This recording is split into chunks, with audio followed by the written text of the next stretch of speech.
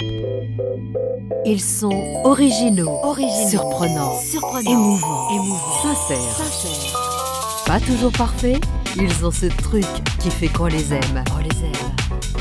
Ils ont besoin d'être lus pour écrire. Vous êtes leur lecteur. Ils sont les auteurs auto-édités. Et vous écoutez Le Tremplin des auteurs, une émission conçue et présentée par Vera Sayad.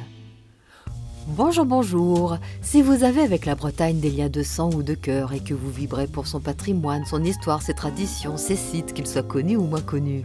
Si vous êtes par ailleurs amateur de thrillers et d'émotions fortes. Et enfin, si le fantastique et l'ésotérisme vous fascinent, alors que vous ayez 13 ans ou 186 et demi, vous allez adorer la trilogie d'Erwan Bucklefeet, le héros imaginé par Louis Aubert avec qui nous allons faire connaissance. Erwan est étudiant en histoire de l'art à Quimper et, suite à la mort suspecte d'une jeune fille qui se manifeste à lui sous une forme fantomatique pour l'appeler à l'aide, il se verra entraîné en 3 tomes et 1400 pages, excusez du peu, aux frontières entre 2 univers où la part belle est faite au monde des esprits. C'est à la fois instructif et palpitant, sans oublier d'être drôle, même si l'histoire n'est vraiment pas tendre pour ses héros, je dois vous prévenir. Et cette fois-ci, pour changer, c'est Virginie Chess qui nous en lira 3 extraits, dont voici le premier. À la fin de ce premier cours, le professeur Botorel leur fournit quelques informations complémentaires sur les horaires des permanences proposées aux étudiants. Il invita ensuite les élèves à sortir de l'amphithéâtre par la porte du haut, expliquant au passage que les portes basses étaient momentanément condamnées pour des travaux de peinture. Erwan s'interrogea aussitôt sur ce qu'avait pu devenir la jeune inconnue. En tout cas, elle n'était pas passée par là. Troublé et perplexe, il rassembla ses affaires. Se tournant alors vers Dénez, il lui demanda « Tu as remarqué la blonde en blanc au premier rang ?»« Oh non, mon vieux, désolé. J'écoute le prof, moi. Je cours pas comme Conogan après les belles blondes dès le premier jour de fac, sinon, où va-t-on ?»« Soit. Mais plus sérieusement, tu ne l'as pas vue ?» Pourtant, elle n'arrêtait pas de regarder dans la direction opposée au professeur. Attends, on est plus de 200 dans l'amphi, et il y a au moins 30 blondes, alors tu sais, ta blonde dissipée et distraite. Non, je t'avoue que j'ai pas prêté la moindre attention. Une jeune fille brune, assise juste dans la rangée au-dessus d'Erwan, s'adressa alors à eux. « Excusez mon indiscrétion, les garçons. Je m'appelle Tiphaine Le Gouec. En fait, moi aussi je l'ai vue, la fille blonde dont tu parles, dit-elle en s'adressant à Erwan. Enchantée, Tiphaine, moi c'est Erwan. Voilà Dénez, et là-bas, notre 3e larron, c'est Conogan. Salut à tous. Je confirme les propos de votre ami. Ah, tu vois, martela Erwan, en forçant le trait. Bon, très bien, vous avez vu la même fille, génial. Et alors, qu'a-t-elle de spécial, votre blonde? 2 têtes s'exclama Dénez. J'avoue que je suis un peu comme Erwan. J'ai trouvé son comportement assez étrange, sa façon de faire, son regard. Elle dégageait quelque chose de très bizarre, cette fille. Elle n'était pas nette. « Tu veux dire droguée ?» demanda Dénez. « Non, je veux dire pas nette au sens propre. Elle semblait avoir un contour flou. Il y avait une sorte de légère aura blanchâtre autour d'elle. »« Oula, mais c'est toi qui es pas nette !» rigola Dénez. « Tu devrais éviter les amphétamines dès le matin. » J'ai eu moi aussi une drôle d'impression. Cela me mettait mal à l'aise de la regarder, rajouta Erwan. J'ai pensé que c'était ce léger halo de lumière qui se reflétait sur sa robe blanche qui m'éblouissait. J'ai détourné mon attention un instant et tout à coup, je ne l'ai plus vue. Ah, dites donc, à part vous deux, personne ne semble avoir vu votre fameux néon ambulant, intervint Conogan, resté en retrait jusqu'alors. Il n'avait pas encore participé à la conversation. Il en profita pour renchérir sur le sujet avec toute sa verve habituelle. Elle est tout simplement à l'épicer. Mais non, on l'aurait certainement vu passer devant nous si c'était le cas, répondit Erwan. Ben voilà, ils vont nous jouer le délit de sale gueule, ces deux-là. On fait quoi maintenant? On appelle les flics et on leur dit « Retrouvez cette fille et jetez-la en prison car elle ne suit pas correctement les cours d'Elias Botorel !»« Pfff, t'es trop con. »« Moi, c'est bon, laissez tomber, » dit Erwan, s'adressant à Tiphaine. « Merci quand même de ton soutien. Je vais me débrouiller avec ces deux-là, quand ils seront plus à l'écoute. Et à bientôt, j'espère. » Liobert, bonjour. Alors, avant d'entrer dans le cœur de l'histoire d'Erwan Buckelphyt, on va tout d'abord parler du contexte géographique de cette trilogie que vous avez située en Bretagne. La Bretagne est omniprésente, c'est presque un des personnages principaux de l'histoire. Pourquoi avez-vous choisi cette région alors que lorsqu'on vous entend, manifestement, vous n'êtes pas un breton bretonnant? Je ne suis pas du tout breton. Je suis breton de cœur. Ce qui surprend souvent les lecteurs, c'est que tout le monde croit que je suis vraiment breton parce qu'il y a force de détails et ils disent tiens, ça ne peut être écrit que par un breton. Et donc ils sont très surpris de savoir que je suis un Méditerranéen en fait. Et vraiment tout le récit est axé sur la Bretagne parce que cette histoire, quand je l'ai construite, je voulais un cadre précis et j'allais dire que un peu surnaturellement, je suis très attiré par l'univers celtique, l'univers druidique. Donc globalement, moi, ce qui m'a intéressé, c'est de construire mon récit dans un endroit que j'adore particulièrement, c'est la Bretagne. Et je crois que j'ai une liaison, je dirais, d'une autre vie par rapport à la Bretagne, parce que quand j'y suis, je m'y ressens, je me sens très très bien dans cet univers. D'ailleurs, vous en parlez comme si vous y étiez né. Alors, votre récit regorge d'indications sur les traditions, les costumes, la cuisine, le patrimoine architectural, les sites naturels et même les lieux actuels. C'était vraiment important pour vous d'apporter cette part de connaissances didactiques dans cette aventure ? Oui, parce que alors globalement, moi j'aime bien écrire comme je lis, c'est-à-dire que j'ai toujours aimé, moi, en lisant des romans, quels qu'ils soient, j'aime bien apprendre. Et donc globalement, j'aime bien qu'on me fasse rêver, j'aime bien qu'on me divertisse, mais j'aime bien aussi apprendre. Et donc je crois que quand je me suis mis à écrire, je suis parti un peu dans cette optique-là, en disant, écoutez, ok, je vais vous raconter une histoire très particulière, parce qu'elle a quand même un caractère ésotérique et surnaturel important, mais j'aime bien aussi décrire les lieux où se situe l'action, et aller assez à fond, même dans la partie architecturale. Alors est-ce que ce sont mes origines de naissance de Nîmes, où il y a quand même un riche patrimoine archéologique, et que je m'intéresse assez naturellement, moi, à tout ce qui est domaine qui touche à l'art ou à l'histoire et au patrimoine. Donc on va le retrouver dans mes récits, sans vouloir faire vraiment le professeur, mais c'est vrai que j'aime bien resituer le héros et les aventures qui se passent dans le cadre, les églises, les châteaux, les lieux naturels, et parfois un peu méconnus même en Bretagne, parce que je suis pas forcément allé construire le récit dans des endroits particulièrement connus. Alors c'est vrai, l'île de Sein c'est connu, la Pointe du Raz c'est connu, mais par exemple du côté de Quimper, je suis allé plutôt dans des endroits comme les gorges du Stangala, faire vivre mes héros, qui sont déjà beaucoup moins connus et qui manquent pas de charme non plus. Il n'y a pas que les lieux que vous décrivez. Par exemple, dans le premier tome, vous donnez beaucoup de détails sur une figure particulière, un personnage historique breton bien particulier, et que vous avez l'air d'assez bien connaître. Oui, tout à fait. Et donc là, voilà, j'avais besoin d'avoir un bon méchant dans mon histoire à un moment. Alors il arrive assez tard dans le récit parce qu'on ne va pas tout dévoiler, mais il faut quand même arriver que l'enquête se déroule. Alors ce sont des aventures surnaturelles, donc il y a tout un cheminement des héros avec des pistes qui sont évoquées, qui sont parfois trompeuses, et puis après ils arrivent à trouver quel est le grand méchant de l'histoire. Et donc là je me suis basé sur un personnage réel, un personnage historique, qui était peu recommandable et qui était un grand brigand de la Bretagne, et je l'ai transformé en un héros surnaturel qui revient parmi nous.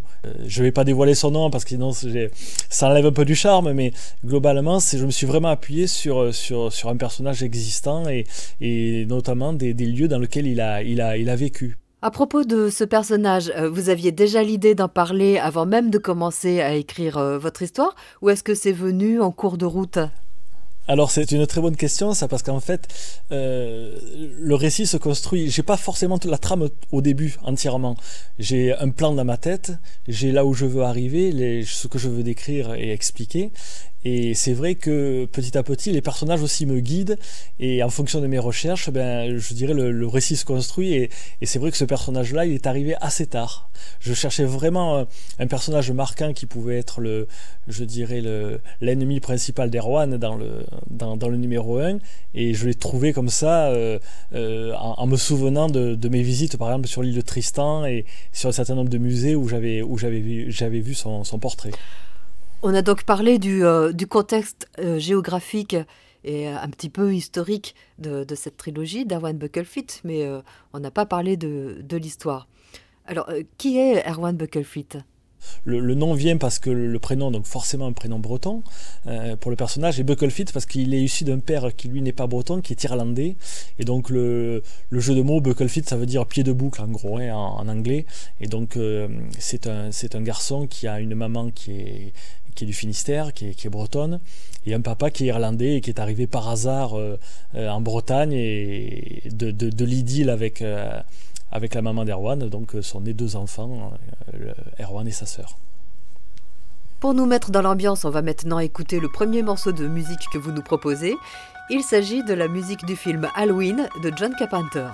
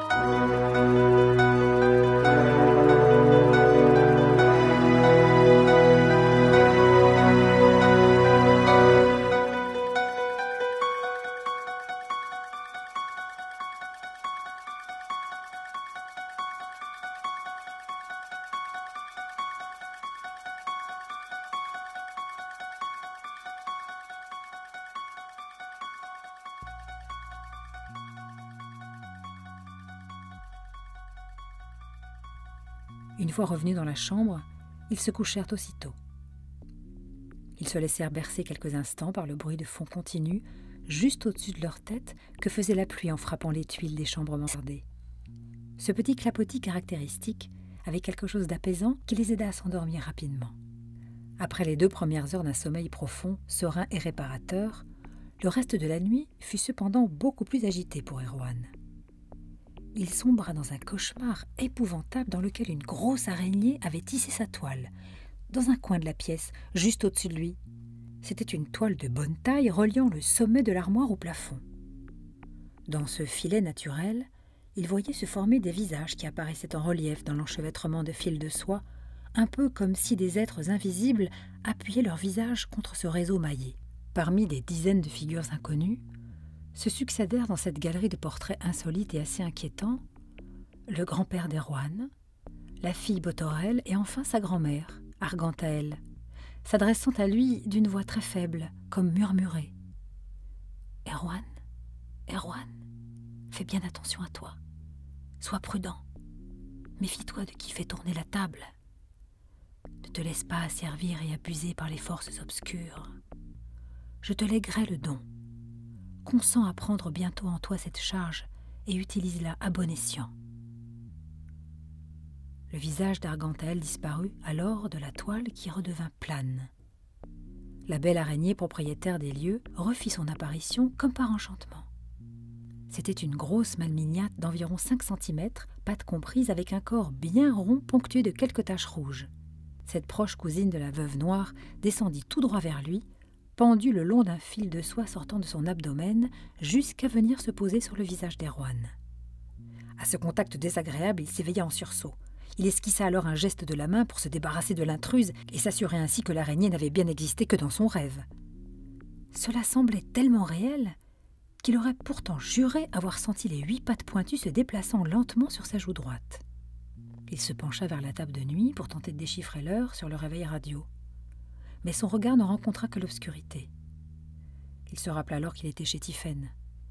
Le réveil radio était situé de l'autre côté du lit. Il se retourna. Il n'en crut pas ses yeux.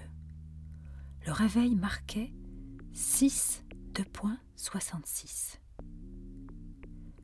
Devant une telle improbabilité, il conclut qu'il devait être encore à moitié endormi, coincé dans cette frontière pas très nette entre rêve et réalité. Erwan, donc, qui est le héros de ce thriller ésotérique. Pourquoi ésotérique ?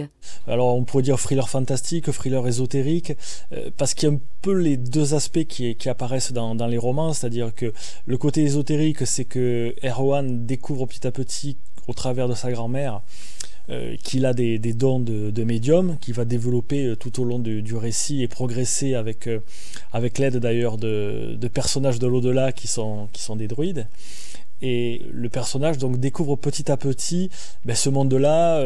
Il a des lectures qui sont appropriées, il lit beaucoup de romans et de livres ésotériques, et il développe ses dons tout au long du récit. Et donc forcément, donc ça c'est le côté ésotérique. Le côté fantastique, c'est bien sûr qu'il y a des aventures qui sont orientées autour de la sorcellerie, autour du spiritisme, autour donc de domaines qui sont plutôt du domaine des thaumaturges en général. Donc l'aspect thriller de l'histoire finalement est un prétexte pour aller explorer des territoires qui n'appartiennent plus vraiment au strict domaine du meurtre. Voilà, au départ les deux protagonistes qui sont Erwan et son ami partent sur des pistes pour essayer de comprendre les origines de la disparition d'une jeune femme sur le campus de Quimper où ils sont en faculté tous les deux. Et donc en enquêtant sur la disparition de ce personnage qui réapparaît sous forme d'esprit en fait, en gros c'est aidez-moi et essayez de découvrir ce qui m'est arrivé. Et donc en partant de cette base là, il mène une enquête progressivement, et l'enquête elle dérape, c'est-à-dire au lieu de tomber sur des solutions et des coupables tout faits, je dirais du monde matériel, ils sortent de suite je dirais à des phénomènes paranormaux, et donc ça les trouble beaucoup. Alors bien sûr, dans votre livre, il y a beaucoup de descriptions de ces phénomènes paranormaux, de scènes de spiritisme, de manifestations étranges, voire terrifiantes. Alors, sans déflorer l'histoire, quelle est la scène que vous avez le plus aimé décrire ? Alors là, c'est vraiment une question piège. C'est une question piège parce qu'il y a beaucoup de... Il se passe beaucoup de choses, en fait. Donc du 1 au 3, c'est une véritable tempête d'événements. Je pense que j'ai bien aimé, dans le premier, la première fois où les deux protagonistes adolescents sont confrontés aux premières manifestations surnaturelles en effectuant une séance de spiritisme de table tournante en présence de la grand-mère d'Erwan et une de ses amies, et là ils découvrent les dons de médium de la grand-mère d'Erwan. En fait, à vous entendre, on a vraiment l'impression que ce qui vous intéressait en premier lieu dans ce récit, c'est son caractère paranormal. Et en quoi donc c'était important pour vous d'aborder cette thématique dans cette histoire ?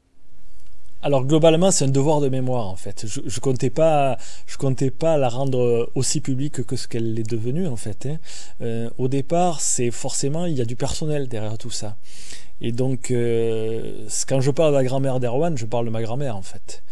Et donc j'ai vécu moi-même étant jeune, donc on va dire à la même âge que le héros. Tout ça, il y a un peu d'autobiographie derrière, même si c'est très romancé.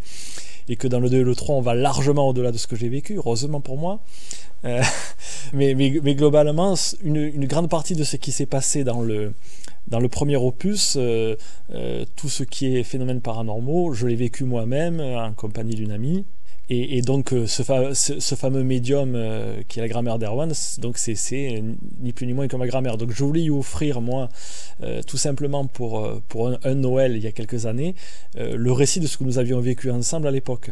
Et donc elle a découvert, elle, par hasard très tard, qu'elle était médium. Elle ne le savait pas. Il a fallu qu'elle attende une 60aine d'années pour découvrir qu'elle avait des capacités, je dirais, hors normes.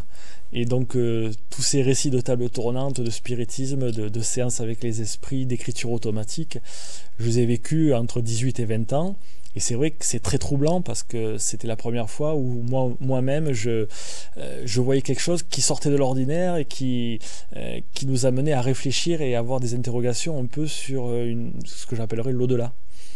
Et donc c'était pour pas que ma grand-mère disparaisse sans qu'on ait une trace de ce que nous avions vécu. Donc j'ai construit ce roman, en fait, et c'est pour lui offrir un Noël. Et puis devant l'engouement des gens autour du sujet, parce qu'après j'en ai offert à droite à gauche, on m'en a acheté, on m'a demandé une suite, et voilà l'origine de la trilogie. Nous allons maintenant écouter le deuxième morceau de musique que vous nous proposez. Là, on sort du domaine du surnaturel, on va rentrer dans le rock, et le rock que vous aimez. Il s'agit de Oasis, Wonderwall.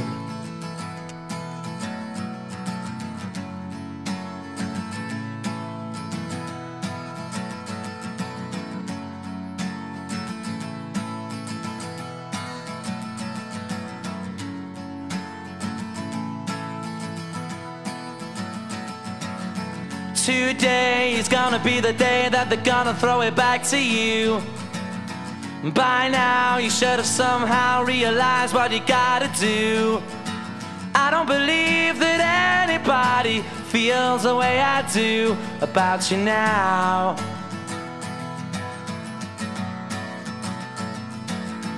Backbeat, the word is on the street that the fire in your heart is out. I'm sure you've heard it all before, but you never really had a doubt. I don't believe that anybody feels the way I do about you now. And all the roads we have to walk are winding, and all the lights that lead us there are blinding. There are many things that I would like to say to you, but I don't know how. Because maybe you're gonna be the one that saves me. And after all, you're my Wonderwall.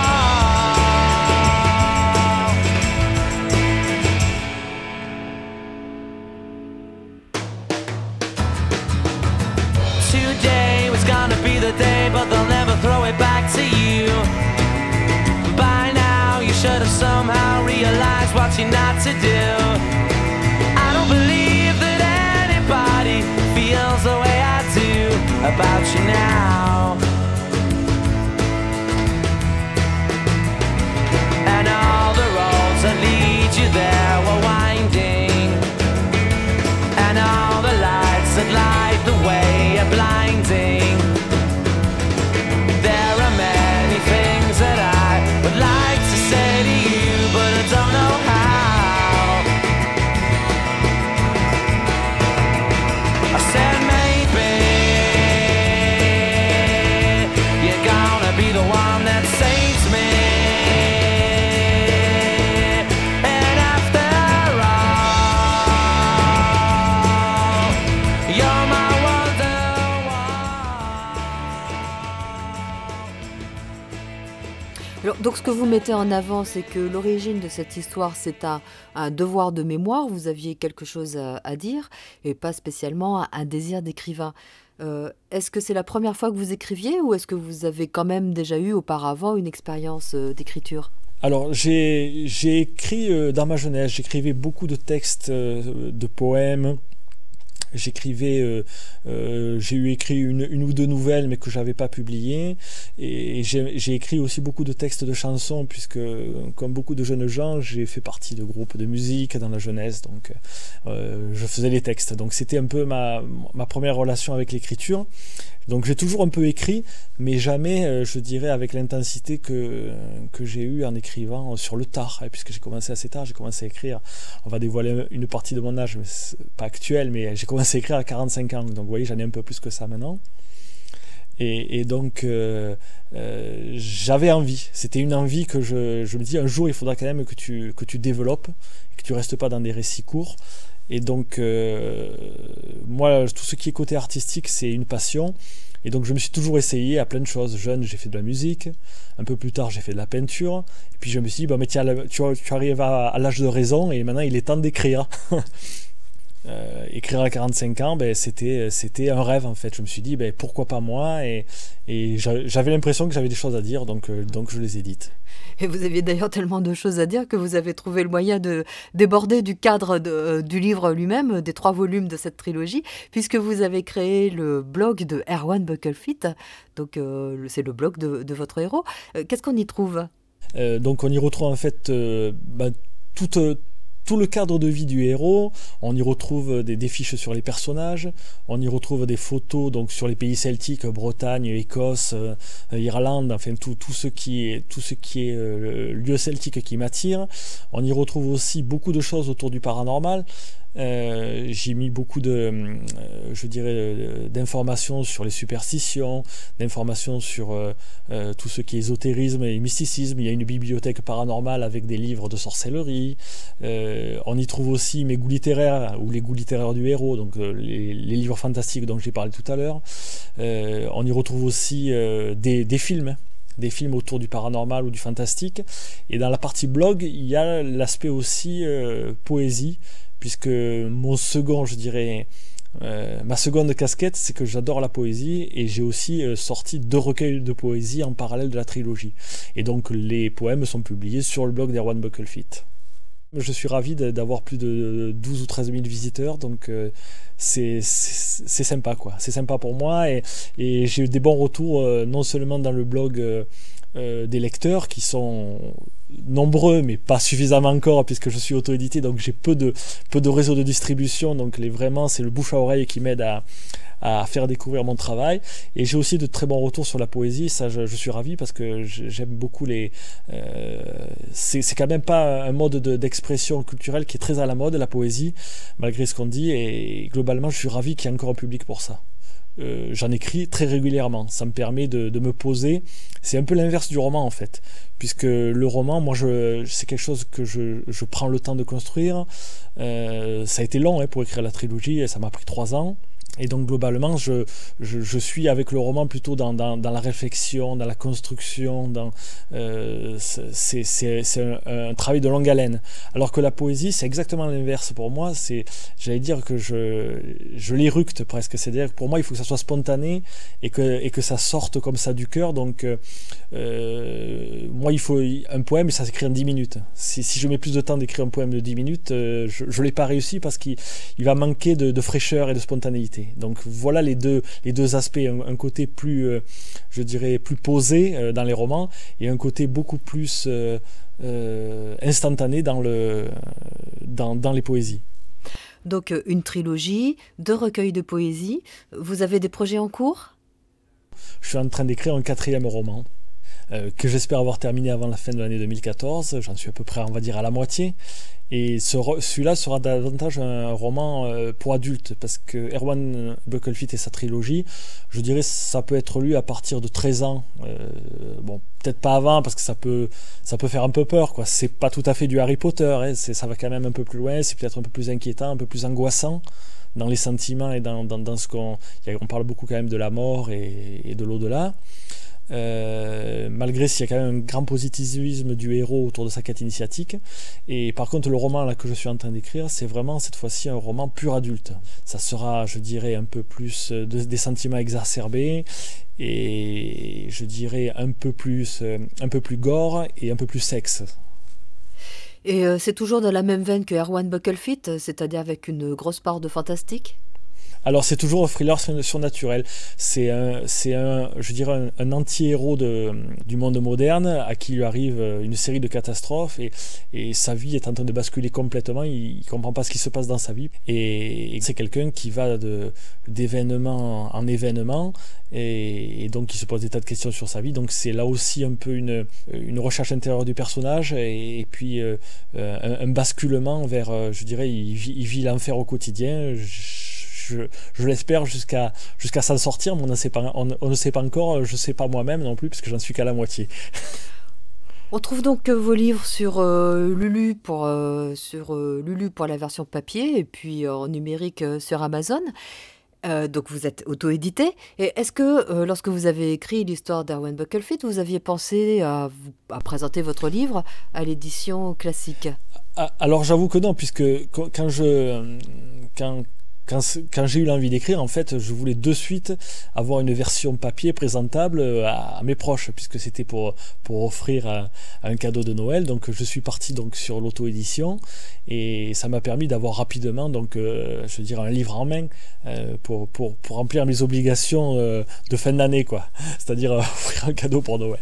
Et donc, étant parti là-dessus, j'ai continué. Donc, la trilogie et les 2 livres de poésie sont accessibles donc sur le lulu.com qui est le site d'auto-édition et aussi accessible sur amazon.fr qui est un site beaucoup plus connu. Et donc par contre pour le prochain bouquin, je vais peut-être à ce moment-là essayer de franchir le pas d'un éditeur et voir si je peux. Donc je suis moins pressé, j'étais moins dans l'urgence que pour Erwan Bucklefield où je voulais vraiment laisser une trace de ces histoires-là à cette grand-mère quand même qui commence à prendre de l'âge. Donc, et j'ai la chance pour moi qu'elle soit encore vivante. Et si un jour elle m'entend, dans cette émission, je lui fais un gros bisou parce qu'elle va avoir 96 ans au mois de juin. C'était déjà un bel âge. Et donc voilà un peu l'origine du fait que je me sois auto-édité plutôt que de chercher un éditeur. Eh bien, Louis Aubert, ce qu'on souhaite pour ce prochain livre, c'est qu'il rencontrera le succès, que ce soit en édition classique ou en auto-édition. En attendant, j'invite chaleureusement nos auditeurs à se rendre sur le site de Erwan Bucklefield pour se faire une idée encore plus précise de la trilogie et aussi de découvrir son univers. Et je rappelle que l'émission est en podcast sur la chaîne Le Tremplin des Auteurs, la chaîne YouTube Le Tremplin des Auteurs. Et pour finir, on va donc écouter un 3e extrait, lu toujours par Virginie Chase. À bientôt. Durant le monologue intérieur qu'il avait engagé dans la faible lumière de la pièce, il lui sembla voir glisser l'une des perles du chapelet entre les mains de la défunte. Il n'y prêta pas attention outre mesure. Quelques secondes plus tard, le glissement d'une seconde perle se produisit. Cette fois, il n'y avait vraiment plus aucun doute. Il avait vu aussi bouger très légèrement la main droite de la morte. La lumière de la bougie vacilla quelques secondes, puis s'éteignit tout d'un coup, comme soufflée par une présence invisible, plongeant alors la pièce dans une semi-obscurité. Subitement, il fut irrésistiblement attiré par une force hypnotique et incontrôlable, le poussant à pencher son buste en avant. Erwan n'en croyait pas ses yeux. Mais paradoxalement, il n'était pas inquiet, et il ne tentait pas de résister à cette puissance invisible le guidant vers le cercueil. Il vit alors la main droite d'Argantaël qui se dégageait pour aller à sa rencontre. Elle vint se poser sur la tempe gauche de son petit-fils. Erwan sentit, dans un premier temps, le contact des doigts glacés sur son visage, et dans un second temps, cet effleurement irradia tout son corps d'une sensation étrange de douceur électrisante. Cela ressemblait un peu à la chaleur réconfortante que l'on ressent quand on se rapproche de l'âtre d'une cheminée, mais avec une intensité accrue. Sous l'effet de cette sensation inhabituelle, il sentit qu'il sombrait peu à peu dans une douce léthargie. Il perdit connaissance. Quand il revint à lui, il était soutenu par les aisselles par l'un des frères de Troadec. Le second lui tendait un verre d'eau. Un peu groggy, il demanda « Que s'est-il passé ?»« Vous avez dû avoir un léger malaise, jeune homme. On vous a trouvé inanimé dans le salon d'exposition. Je comprends que la journée est particulièrement éprouvante pour vous. » La sollicitude du croque-mort ne le rassura pas vraiment. Il ne put s'empêcher d'avoir une arrière-pensée en imaginant que son instant de faiblesse ait pu le faire apparaître, aux yeux des hommes de l'art, comme un client potentiel. Il but néanmoins le verre d'eau. Il se rassit sur la chaise et regarda autour de lui. Son premier regard se porta en direction du cercueil. Tout semblait normal et en place, comme si rien ne s'était passé. Il crut bon de ne surtout pas dévoiler ce qu'il venait de vivre. Il s'était déjà assez fait remarquer comme cela pour aujourd'hui.